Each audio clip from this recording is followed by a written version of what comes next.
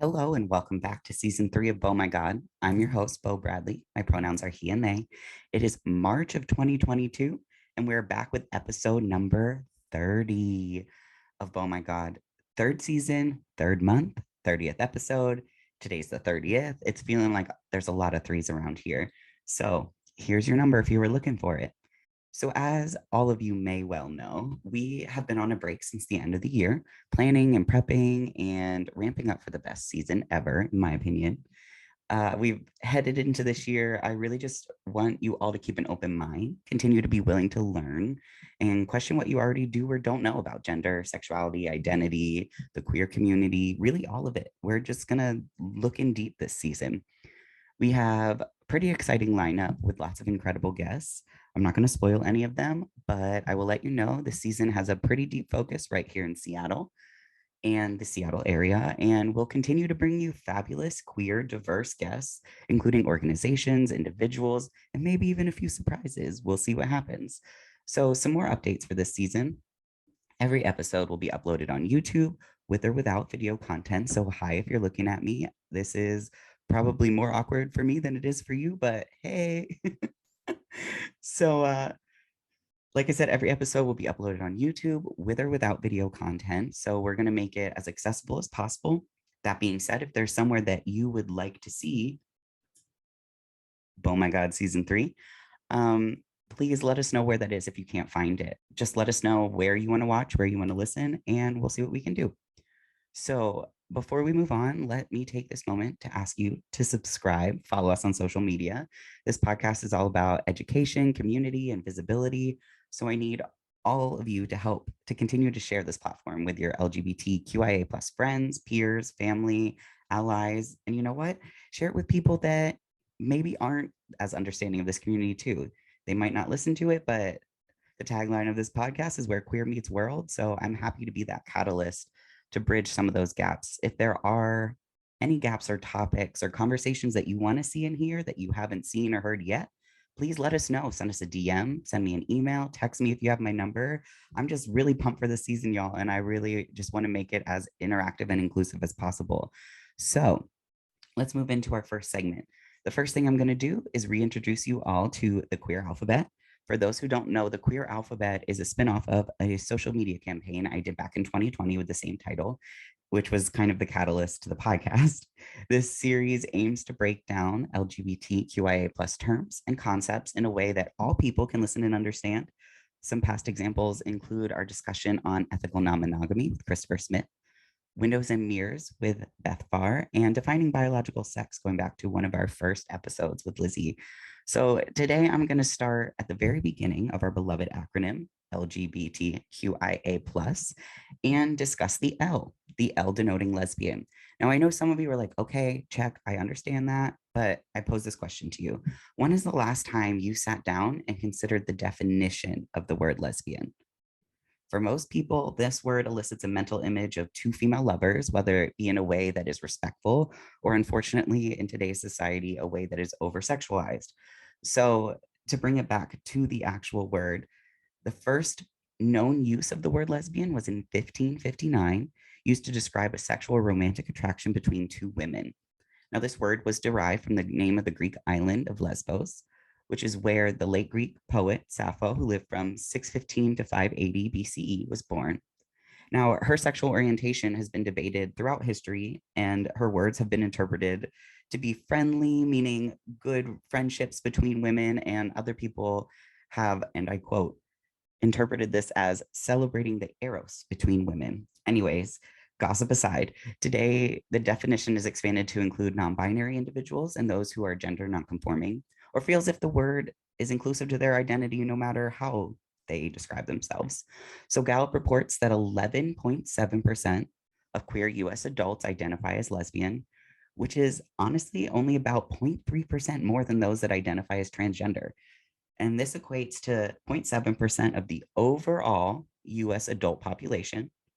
With an estimated population of the US today being about 333 million people, that means that approximately 2.3 million US adults are lesbians.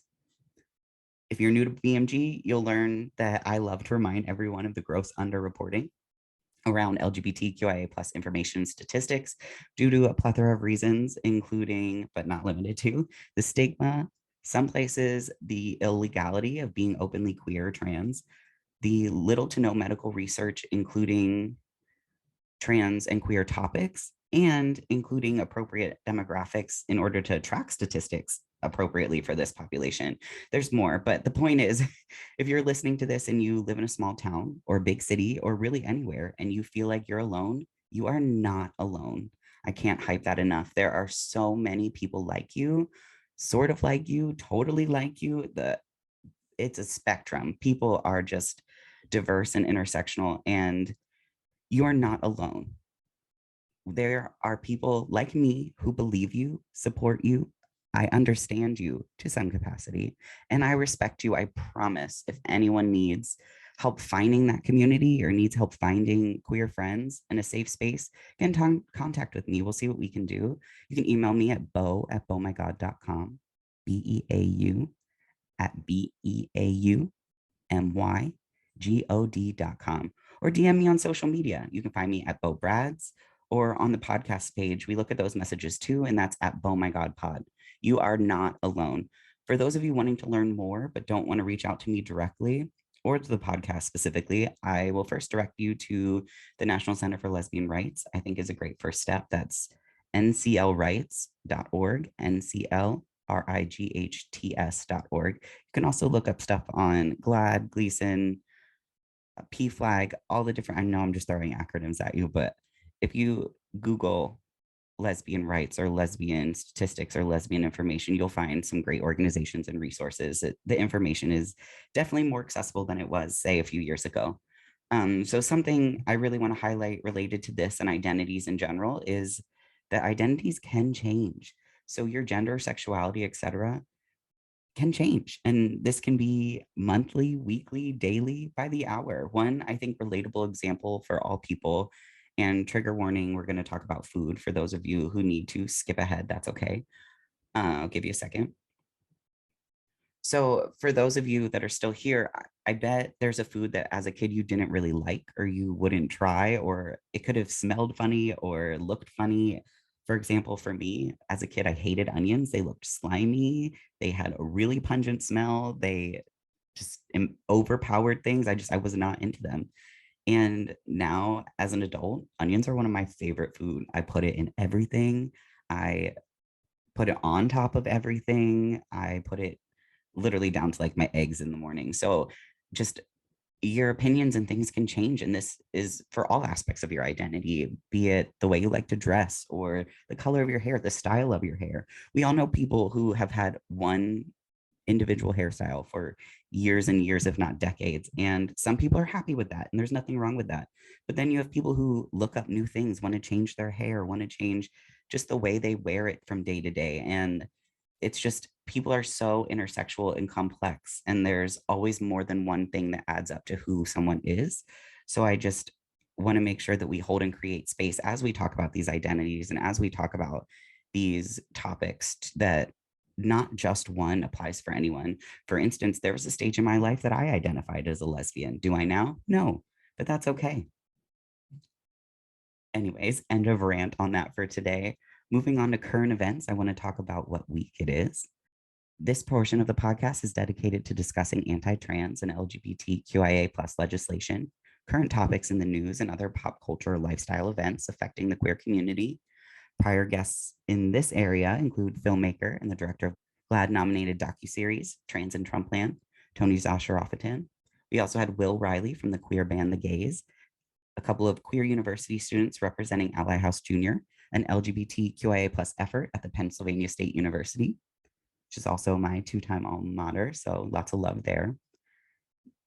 Anyways, back to the subject at hand. March 31st of every year, which is tomorrow, is designated as International Transgender Day of Visibility.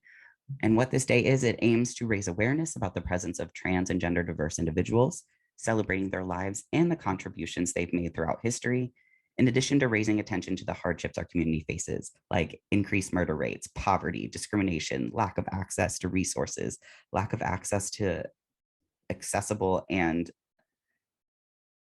appropriate medical care, choosing my words, lightly. Anyways, so Transgender Day of Visibility, also known as TDOV, was created 12 years ago now in 2010 by a trans advocate and the head of Transgender Michigan, Rachel Crandall. At that moment, and that point, the only day widely recognizing trans people was Transgender Day of Remembrance, which is November 20th. We will be talking about that later this year. Surprise, surprise. Not really. But so she really just wanted to empower people to celebrate the trans and gender nonconforming community in a way that was happy and supporting you being authentically yourself, but also recognizing that not every single person who's trans or queer or gender nonconforming or really anywhere under the LGBTQIA plus queer umbrella is able to, can be, or wants to be visible. So just kind of this acknowledgement that giving visibility to those that need the window, need the mirror, need the example of what to be, need the example of how to be themselves or how to see that people are just not all the same. And so going back to our statistics from Gallup, because you know I love those, 11.3% of queer adults identify as transgender. So this is about 0.6% of the total US adult population. That equates out to just about 2 million people. So again, you are not alone. There are about 2 million other trans people in the US alone. So reach out to Me or Us, again, if you're in need of community. And then also, if you are in crisis or you are needing some help, which is totally okay, there's no shame in that, you can reach out to the National Suicide Hotline. They have some specialty in LGBTQIA plus conversations and topics. And that number is 1-800-273-8255. 1-800-273-8255. And you know what? I'm going to give you that again because maybe you don't need it and maybe you don't need it now, but maybe someone you know will and does. So that number for the third time, it's 1-800-273-8255. And if this is a life safety, life or death emergency, please call 911. We're just going to be responsible.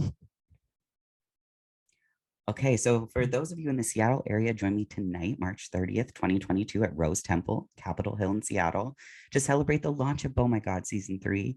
We'll be there from 7 to 10 p.m.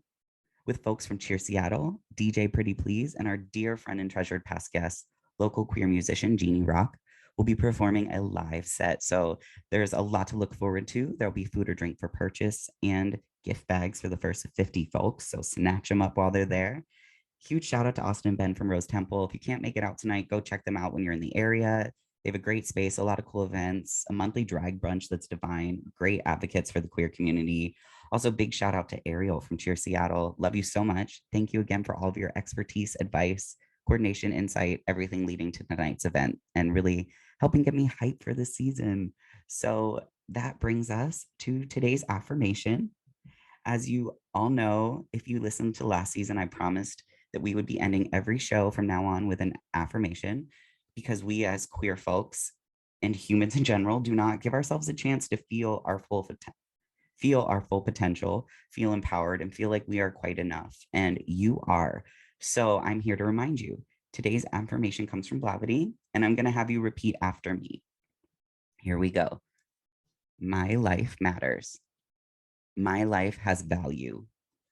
I serve significant purpose to both myself and those around me. I will continue to find joy in everything life has to offer. Okay, we're going to do this one more time. My life matters. My life has value. I serve significant purpose to both myself and those around me. I will continue to find joy in everything life has to offer. Well, folks, that's all for today. Thank you for tuning into season 3, episode 1 of Oh My God, our 30th episode overall. If you haven't caught on to all the threes by now, we look forward to seeing those of you tonight that can make it. Bring your friends, bring your Vax cards. Let's party. Let's have a good time. I know it's a Wednesday. Don't forget to rate, subscribe, and follow along for more of your favorite queer and trans content. We are on social media platforms at Oh My God Pod. Check us out at www.beaumygod.com, where you can find out more info and purchase some cool Oh My God swag like stickers, hats, shirts. There's some cool things on there, if I do say so myself. So I will leave you with this last thought. In honor of Transgender Day of Visibility, please share this podcast with one or two of your friends, even if this might not be in their wheelhouse. Let's share the knowledge, share the visibility, and make life easier for each little baby gay and baby trans that comes after us. So thanks all. Love you. Catch you next time.